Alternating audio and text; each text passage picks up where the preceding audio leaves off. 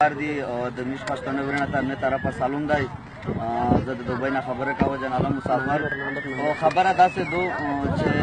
لږ مو مخشه هڅه خبره وکړه زه د خپل ملګري ته د خپل پښتنه ورنه ته یایم چې میش دوسته الله تعالی په داسې ټیم شه داسې لیډر خدای وکړلی چې هغه په حق اچک شوی د خپل حق وړي میش د خپل سټیټ میش د خپل پاکستان د خپل خلک خلاف نه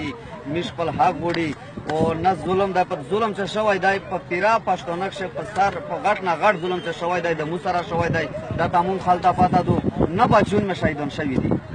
نه بچون نه چې د ساړي د نه بچي د خالد چې د چرګ مرغي ساړي غاشي هم هغه ته بیا زه دا راخ انسان یم خو زه خپل دا شای چې میش د خپل مال د خپل خلک خلاف نه یي زه غون خلته دغه اپیل کاوه چې څومره هي په پاکستان شي دولت ای په بار ملک نه پکیم وطن شي پکیم داینه بند پښتون ورنه پروت دی भरपूर د منظور پښتین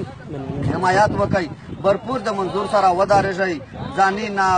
قرباني هر قسم قرباني ورکي دا چې کیما میجا تاسو کیما ماړې پوری روټه پوری دا د بچون ته حمله ویږي دا د څه شي قرانه دای چې دا نه داسې دوی چې میجا دغه سفر کوي دوی سیاست سره تعلق نه پتا باندې میج روډي نه وړي د میج هیڅ غاه نشته میج په خپل حق باندې چک شوی خپل حق ته ملاو شي نه د چا خلاف نو د خلاف کیږي میج دا چې کا میج ته جاړ کیږي کا میج ته بعد خبرې شي کیږي میج بیا د خلک خلاف نه او زه خپل دا درته یای چې څومره پښتانه ورنه یای هر سړی دا وکاوي چې د میج په مانشه سره لږ مخالفت دی چې الله تعالی هغه د میج ته په خپل ښه فیصله وکړو او الله د هر سړی زړه دا خبره کیدا کو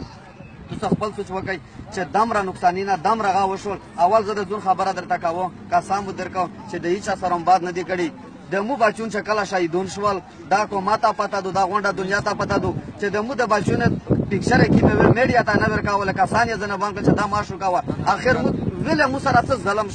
ظلم کړی دی په مو ثبوت شته دی خو زه خپل دا درته یای چې څومره پښتون ورنه یې زه ډېره خبره نشه کولای چې څومره پښتون ورنه یې د مې طرفه غونډه ته دا پیل دی سول درته کمینا درته کاوه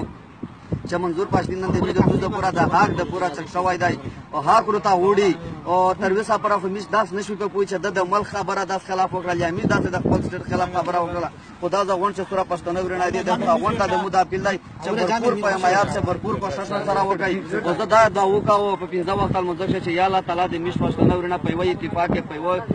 خلای کې په وی خبره کې نور چې څومره په پاکستان شملګری ای غونډه د مو طرفه سیر سامان بسم الله الرحمن الرحیم پښتانه ورنه چې کې پاکستان شې د غونډه میجو اپیل کوي چې کې منظور پښتون